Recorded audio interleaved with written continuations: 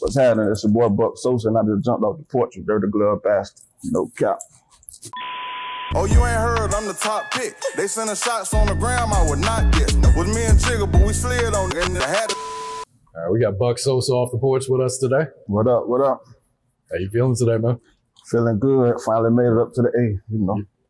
Yeah, we've been talking about this for a while. Yeah, we've been pushing it back. The year been crazy, so, but we finally here.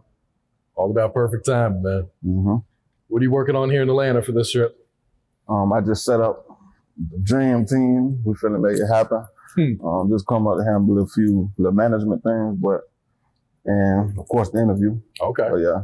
Okay. But other than that, just hanging out a little bit. Yeah. How do you like working here in Atlanta compared to back at home? The weather better. No, but it seems like it's way more connections here. Oh yeah. That's why a lot of people really come. But yeah, absolutely. All right, so let's take it back, man. You were born while your mother was in jail? Yeah, crazy story, man. Crazy story.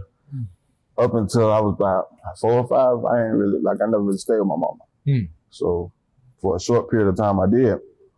Then I ended up coming to Florida from Chicago. Okay. So I still never really connected, but she pushed me on the music and everything. But yeah, that's where a lot of the background story come from. Okay. Just different little struggles and all that. Yeah. So came to Tampa when you were 11. Yeah. What'd you think of Tampa when you first moved down there from Chicago? I didn't want to leave. It was all that being outside. Ain't nothing there in Chicago. It's real. Everything you hear about Chicago, believe it. I'm telling you, it's like that up there. Yeah. So what's life like in Progress Village? You know, the streets. So that's home for me, but for somebody else, you might not be as welcome, but we get a lot of money out there. A lot of money, trap.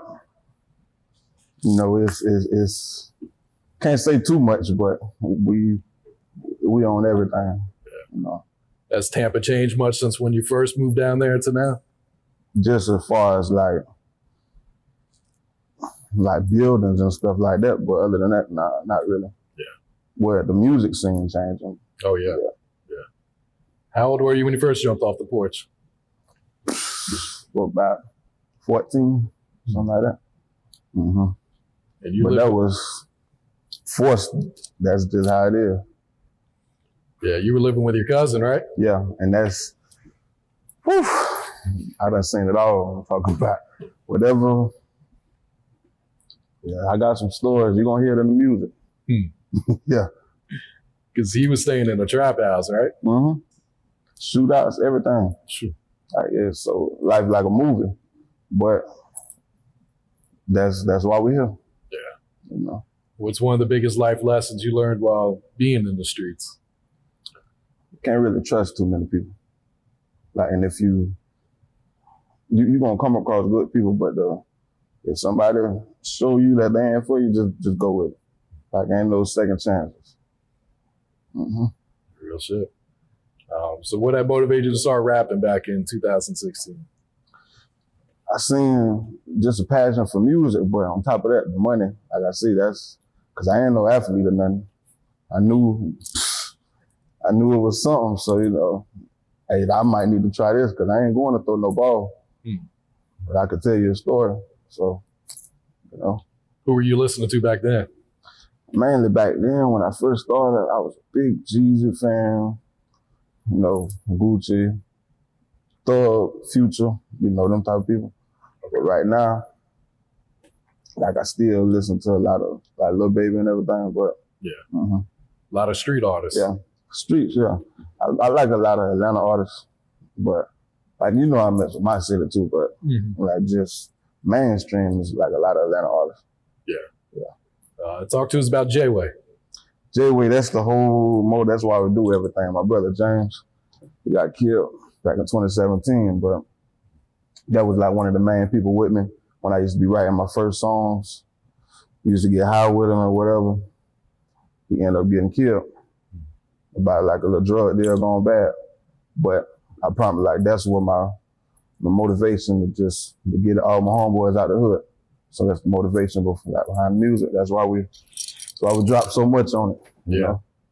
Yeah, so you just got that new piece, Yeah, right? that new piece, this 60 racks, you know. It's all there, 80 carats, yeah. Who made that piece? Oh, my boy Evershine of Tampa, Florida. Go shop with Wiser.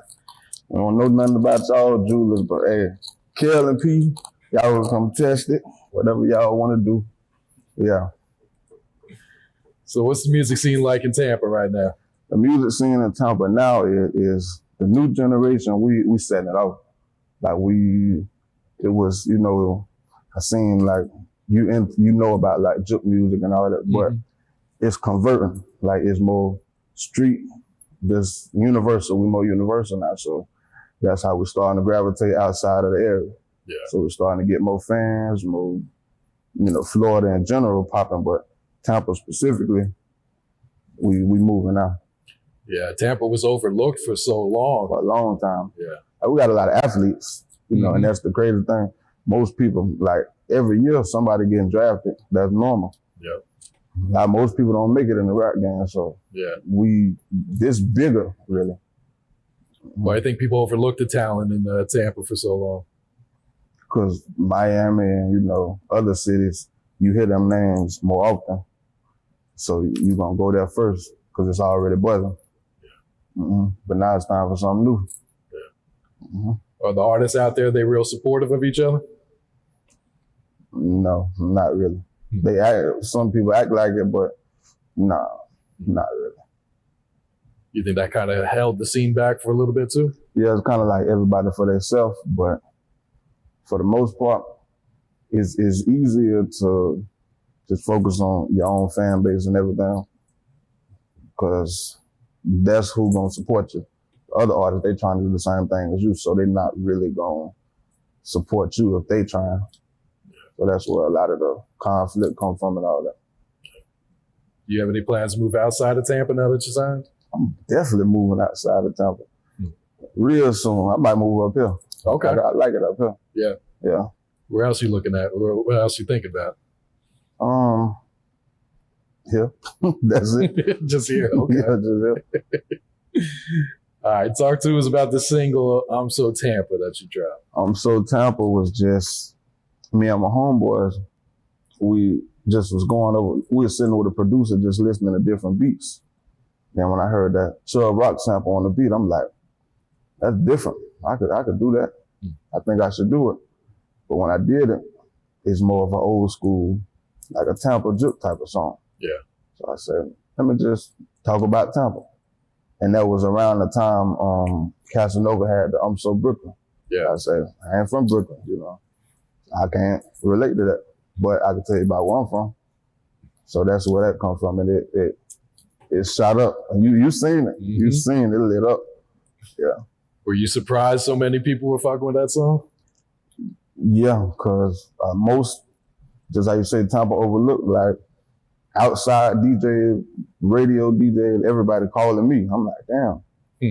If my last DM to you ain't even read it. But you asking me, hey, let me get that new song. So yeah, so the song worked by itself. You feel like that song was a pretty accurate description of what's going on in Tampa? Yeah, that's why Tampa really, it's like that's the go-to song for Tampa right now. Yeah. Every weekend, you can't go a weekend without hearing it. You can't really go a day without hearing it. That's just how that is. Yeah. And earlier this year, you dropped Two Step. Yeah. And that's what got my deal. A lot of people think it was I'm So Tampa. No, it's Two Step. Like the fourth or fifth day, it took off. And that's what really, because they thought I was going to be like a one-hit type of person. Nah, I could do this all day. So, you know. What was it like recording that song, Two Step? It was easy. I record. Anytime I do a song, I record it fast. I write it fast. So, yeah, it was just a normal, but I didn't think it was going to pop like that. Oh, no? But no. We knew it was good, but they got me a deal. So, shit, it surprised me. Yeah, what was your reaction watching that one blow up? It wasn't as big as I'm So Tampa because it wasn't like more of a party song, but I seen it was getting industry people attention. So I'm like, this what I need to be doing. Like, so yeah. And you ended up signing with 300. Yeah. Shout out 300. Shout out T Ferris. My boy, he looked out for me. Yeah. Mm-hmm. Kevin Lyles, all of them. Why'd you choose 300 over everyone else that was hitting you up? At first, Alamo was hitting me up, but they wasn't really like talking. They was trying to wait for the record to blow and get, I guess, 1 million views and all of that. But 300 came and told me like, nah, it ain't about the views or none of that. They seen the talent. So I said, okay, if you believe in my talent, I can believe you really gonna help me. So that's why I went. Mm-hmm. How much has your life changed since you signed that deal? Ooh, the hate done shot up. The hate is, well, you know, what you gonna do? It's been good for the most part. Like fans, they proud of it. It's just certain little individuals, they don't like it, but you can't stop it. Nobody can stop it. Were these people that were close to you, or? For some reason, yeah. For the most part, yeah. But some outsiders, it just be all type of just different negative energy that come with it. Yeah. You know, with positive, negative stuff just come along. But you got to accept both. You can't get one without the other. Yeah. Were you prepared for all that hate? Yeah, because it's been going on since we first started, because we just popped off and surpassed a lot of people. So that's just how it go. Yeah. Are you working on a new project right now? Yeah, I got a new project. We working on an EP now. I ain't really got a set title or a set date, but most of the tracks done. But at any given day, I might add something, might add a feature. I ain't no telling, but I would say by the end of August, it'll be out. Okay. Mm-hmm. Well, what's this new music sounding like? Is it more on the two-step vibe? Is it? Yeah, we swinging more that way. Yeah, that's what we need to be. Who are some of the producers you've been working with? K Hendrix, we got A-Kel, Jit Faye on there. We got J Money. Who else? It's a lot of. I think every track got a different producer actually. Okay. Mm-hmm. So no set like producer on it. Mm-hmm. What about feature wise? Who have you been working with? Feature wise, it ain't really too many people featured on it. Okay. We got Sweetie Kitty, she out of town, but that's one of the only people that's actually on it. Like it's more just about like just showing my talent, not really other people. Yeah. And that's usually like what a lot of I'm trying to stay away from that like features right now, because a lot of songs that I was having, they have features on them, but I'm gonna really do my own thing right now. Okay. Mm-hmm. Have any bigger artists started to reach out to you since that song's been blowing up? Do you either get on the remix or just the work in general? No, like some, it's like they'll let you know they're watching, like they'll like your posts and stuff, but they don't really, I guess they waiting to, you know, people don't really, they wait for the world to gravitate to you to act like they've been fans, you know. Yeah. But it is what it is. Yeah. What's the next single you plan on dropping? I don't know. It's gonna be off the project, but I don't know which one. I ain't set on which one. Okay. But it's gonna be hard. Y'all gonna like that one too. How many kids you got? 2. Yeah. What has being a father taught you about life? Always be financially prepared. That's the biggest thing. You gotta have patience. And you gotta be able to deal with what to say with women. You gotta be able to handle women. And that's, most people gonna find out their own experience, but it's, you know, if you're a parent, you know what I mean. Yeah. Well, if you're a father, you know what I mean. Yeah. With the whole COVID-19 going on, have you had any shows lately? Yeah, we had one show, but then Florida just changed so many laws to where they opened the club, but they took away the alcohol. So who want to go to the club with no alcohol? That's stupid. But hopefully this whole thing just blow over so we can really get moving, because that's stopping a lot of people money right now. Yeah.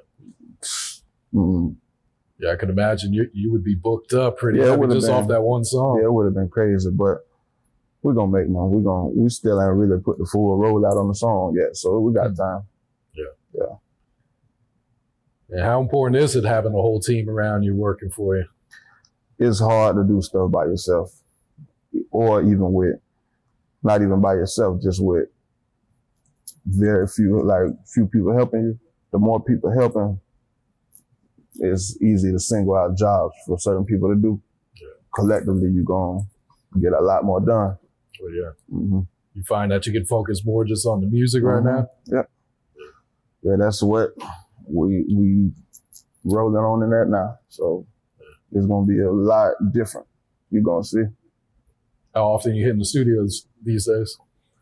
Whenever I just want to make a new song, it's like, because I make songs at any random time.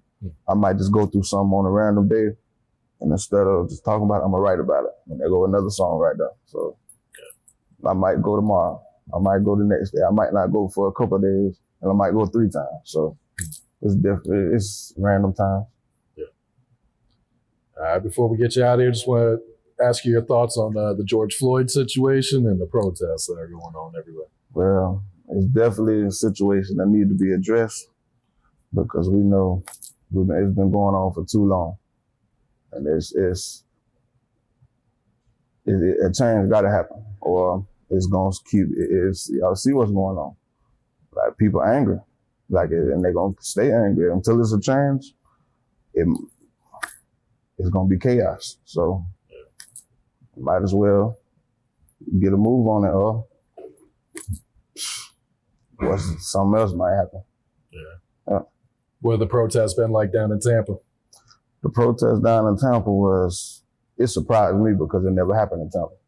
So seeing it was like, yeah, people really angry because Tampa, some people talk about it, or they might post about it, but people was really out there. So that was, and they said it was all around the world. So at the same time, so yeah, it was more of people angry. Yeah, people just fed up demanding that change. Yeah. All right, Buck, what else you working on? Got the EP on the way? What else? Yeah, we got an EP right after that. I'm going to start working on my first album. Okay. Yep. How will the album differ from everything else you've ever put out? That's going to be that's going to mean the most because it's a real album. Mixtapes, that's just whatever. The EP, that's introducing more people to me. But the album, that's going to be strategic, really. It's everything going to go together. Might be a little more features on it. But yeah, it's going to put more time into it too. Okay. Yep. All right. Any last words or shout outs before we get you out of here? Shout out to Tampa. Shout out to the whole J-Way movement. Appreciate everybody been supporting me since the start. We got a long way to go, but we're going.